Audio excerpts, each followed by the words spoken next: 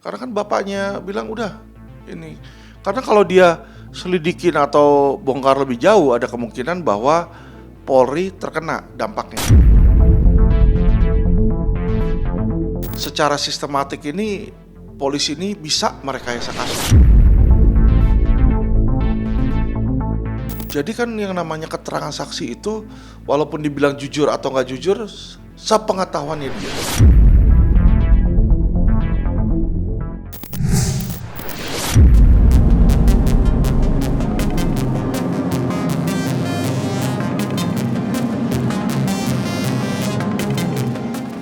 Keputusan Hakim Eman Sulaiman yang mengabulkan gugatan Peggy Setiawan dalam sidang pra-peradilan menuai polemik berkepanjangan.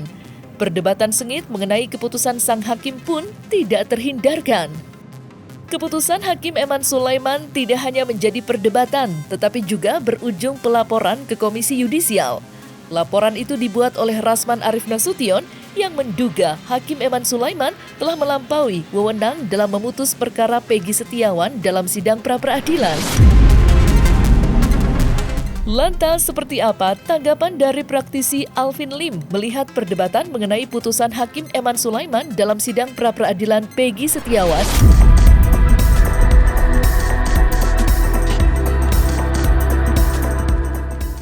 Kalau menurut opini hukum saya, ya, kebebasan Peggy ini sudah sesuai hukum yang berlaku. Jadi hakim pengadilan negeri yang bernama Eman Sulaiman itu sudah melakukan job spek dia sesuai dengan hukum yang berlaku. Jadi dia ini kalau saya lihat hakim yang lurus, ya. Jadi dia ini nggak neko-neko. Kenapa saya bilang seperti itu? Karena memang dari kasusnya, ya, untuk seseorang ditetapkan menjadi tersangka itu ada dua alternatif, dua kriteria. Satu harus memenuhi unsur dan kedua mempunyai alat bukti yang cukup, ya. Nah, alat bukti ini juga harus digunakan dan diperoleh dengan cara yang benar. Jadi kalau kita dengar pengakuan kayak Saka Tatal dan pengakuan dari Peggy bahwa dia dipukul dalam tahanan di dalam memberikan keterangan, itu berarti pengakuan tersebut atau BAP tersebut dilakukan di dalam kondisi terpaksa, terancam dan kondisi tertekan. Nah, itu secara hukum harusnya batal. Kalau kita lihat dari pertimbangan hakimnya di sana adalah apa? Hakim mempertimbangkan bahwa penangkapan dan penetapan tersangka yang dilakukan terhadap Peggy Setiawan itu tidak sah sesuai hukum. Ya. Makanya saya bilang nih, banyak polisi-polisi selalu tiap kali itu selalu menangkap atau melakukan penyidikan yang tidak sesuai hukum. Harusnya dilakukan ya, karena gini loh, nangkap betul wewenang mereka. Tapi nangkepnya caranya benar atau enggak? Kalau caranya enggak benar, itu orang harus dilepas. Tapi kalau caranya benar, ya sah-sah aja. Kenapa dibilang tidak benar oleh Hakim Eman Sulaiman? Dia bilang bahwa penangkapan itu ada dua jenis. Ada yang penangkapan tertangkap basah. Jadi kalau misalnya kita ke pasar, punya dompet kita terus dicolong orang, kita lihat di depan mata kita, itu langsung orang itu bisa ditangkap oleh polisi. Karena itu istilahnya tertangkap tangan. Tapi kalau yang tidak tertangkap tangan, jadi misalnya pembunuhan, kayak contoh yang si Peggy ini kan pembunuhan. Nah, Peggy ini katanya ikut serta membunuh. Yang ngomong ada saksi-saksi lain, misalnya saksi 5 orang itu, si A atau si B. Dalam hari ini kita tahu si Aep, situ ya katanya. Oke, Aep melihat katanya ada saksi itu. Nah, ini adalah seseorang yang dijadikan tersangka berdasarkan pengembangan. Nah, itu harus wajib diperiksa dulu.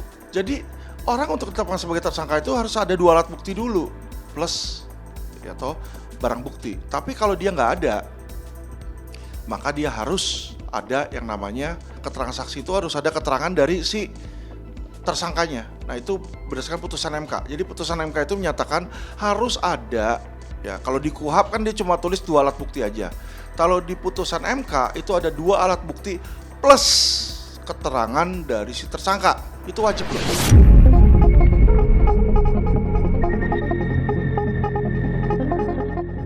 Tidak dipungkiri, upaya penegakan hukum yang dilakukan aparat kepolisian dalam kasus tewasnya Vina bukannya semakin terang, tetapi sebaliknya semakin gelap dan jauh dari harapan. Berbagai dugaan adanya kejanggalan bermunculan dan menjadi pembicaraan luas di masyarakat.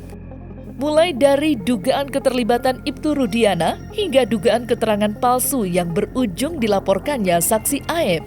Lantas, apa kata Alvin Lim menanggapi carut-marutnya penanganan kasus tewasnya Vina dan dugaan adanya kejanggalan yang berujung pelaporan?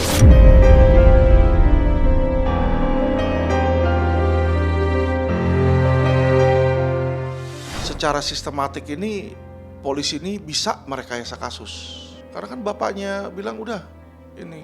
Karena kalau dia selidikin atau bongkar lebih jauh ada kemungkinan bahwa Polri terkena dampaknya. Dan dia sebagai anggota Polri pasti ada tekanan, Bu. Dikit atau banyak pasti ada tekanan. Dan dia melihat secara bijak, menurut dia ya, anak gue udah meninggal. Saya ributin pun gak akan bangkit lagi. Gak akan ada lagi, sudah kehilangan loss total. Ya udahlah biarin aja, jadi ya legakan aja. Sekarang saya belain Polri deh, semoga Polri ini ya kan biar nggak terkena impactnya juga. Paling ke situ. Kalau pemikiran saya ke situ. Ayahnya tidak mau berjuang untuk keadilan karena menurut ayahnya adalah akan menimbulkan dampak kerugian lain dan tanpa bisa memulihkan kerugian yang sudah ada. Rumor ini kan belum bisa dijadikan pegangan kita untuk melakukan langkah-langkah hukum. Tapi dalam konteks Ibtu Rudiana, walaupun rumor juga beliau sudah dilaporkan ke Propam beberapa waktu yang lalu. Apa yang dilaporkan yaitu tindakan-tindakan beliau yang diduga mempengaruhi jalannya penyidikan pada waktu itu. Tapi kemudian hasil dari Propam kan menyatakan sudah clear, tidak melanggar kode etik, berarti tidak ada kelakuan-kelakuan atau perilaku-perilaku yang dilanggar oleh Ibtu Rudiana. Nah, kembali lagi ke masalah rumor. Rumor ini adalah rumor. Sepanjang adalah rumor, tidak bisa dijadikan pegangan secara hukum. Jadi, ya apa yang mau kita kerjakan buat Ibtu Rudiana, apa yang mau kita persalahkan. Nah, kalau kita mau persalahkan beliau, tentunya harus ada bukti-bukti sama saksi-saksi. Nah, kita kan negara hukum. Bukti sama saksi penting untuk menyatakan perilaku beliau melanggar hukum apa tidak. Nah, sampai sekarang kita nggak dapat tuh melihat ada bukti-bukti yang otentik yang membuktikan bahwasanya Ibtu Rudiana lah yang mengendalikan ini. Atau saksi-saksi, satu saksi pun nggak ada yang menyatakan Ibtu Rudiana yang mengendalikan perkara ini di 8 tahun yang lalu. Jadi kan yang namanya keterangan saksi itu walaupun dibilang jujur atau nggak jujur, sepengetahuannya dia. Nah kadang-kadang orang lupa, dia cuma nginget-nginget dan dia akan ngomong, setahu saya makan nasi sama kodok. Misalnya kan, ternyata orang bilang kamu bohong. Kamu tanggal segitu di warung saya kamu makan nasi sama sate. Terus dilaporin polisi memberikan keterangan palsu, kan lucu. Itu kan ingatan saya, setahu saya, bukan setahu kamu gitu loh. Jadi hal di sini yang menimbulkan kerancuan.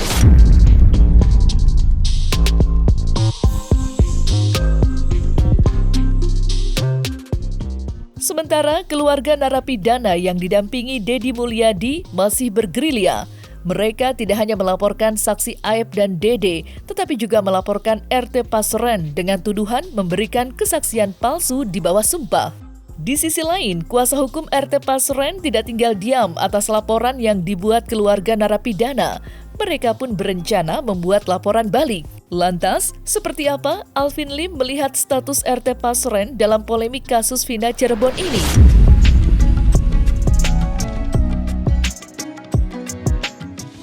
Ya kalau saya lihat ini ada motif tertentu ya, yang namanya ketua RT sampai repot-repot musingin orang lain karena dia kagak ada kerugian.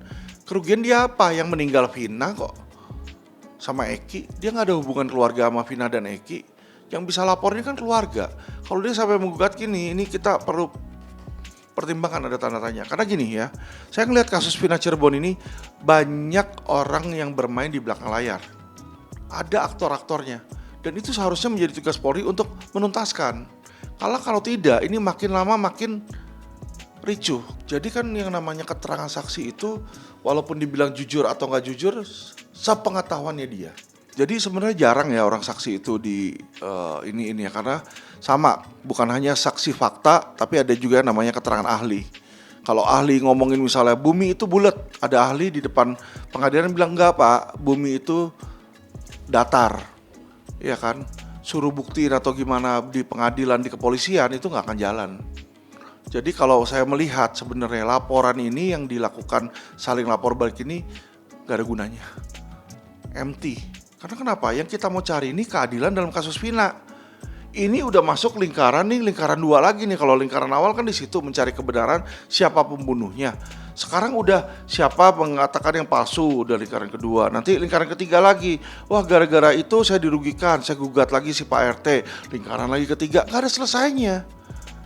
Jadi seharusnya ini baik petugas kepolisian maupun pihak-pihak berwajib harus bisa melihat dengan cermat mana yang patut diproses, mana yang tidak patut diproses. Kalau makin lama, makin ribut, makin kayak begini, akhirnya negara ini nggak akan selesai cuma ngurusin kasus Vina doang. Mereka ini kan orang dari Wong Cirebon ya, yang dalam kehidupan sosial ekonomi yang berada pada lapisan masyarakat yang paling bawah. Yang seumur hidup barangkali mereka baru pertama kali menginjakan diri di Mabes Polri. Mereka datang ke sini untuk menguji kebenaran. Pengujiannya adalah bahwa hari di putusan pengadilan 2016 itu kan ada putusan yang menyatakan bahwa Ibu siapa? Aminah. Ibu Aminah itu bersimpuh di pangkuan Pak RT Pasren meminta agar Pak RT Pasren berbohong dengan mengiming-imingi uang, kemudian didampingi oleh pengacara. Setelah saya menemui mereka, sambil menangis mereka mengatakan, mereka tidak ada peristiwa itu. Yang ada adalah mereka dan keluarga terpidana datang ke Pak RT Pasren untuk meminta agar Pak RT Pasren berkata jujur, berkata yang sebenarnya. Itu yang mereka sampaikan, dan tidak ada mereka duduk di pangkuan, yang ada adalah bersimpuh di bawah kakinya Pak RT Pasren, karena Pak RT Pasren sedang duduk di kursi. Dan keterangan itu dikuatkan oleh Pak mantan ketua RW tahun 2016 yang hari kemarin datang menemui saya dan siap bersaksi di Mabes Polri mana yang paling benar dari seluruh pernyataannya, dan seluruh kebenarannya nanti biar diuji di Mabes Polri saja. Siapa yang benar? Pak RT Pasren yang mengatakan anak-anak terpidana yang sekarang mendekam di penjara itu tidak tidur di rumahnya, atau mereka tidur di rumahnya. Itu barangkali kedatangan kemari, dan termasuk Pak RT Pasren kan tidak mengakui bahwa Kahfi anaknya bareng sama mereka. Sedangkan seluruh pernyataan dari keluarga terdakwa, terpidana, dan para saksi menyatakan anaknya juga ikut tidur bersama para terpidana yang hari ini mendekam di penjara. Dan kita nggak boleh juga menyimpulkan bahwasannya klien kami ini memberikan keterangan palsu. Dari mana dasarnya menyimpulkan? Itu tidak bisa seperti itu. Itu namanya main hakim sendiri. Tim kita ini semua petarung. Tinggal lagi, ya pelan-pelan aja. Nanti kita lihat aja, santai aja. Jadi kita menanggapinya biasa-biasa aja. Karena itu memang ya hal yang biasa menurut kita gitu. Nggak ada yang wow.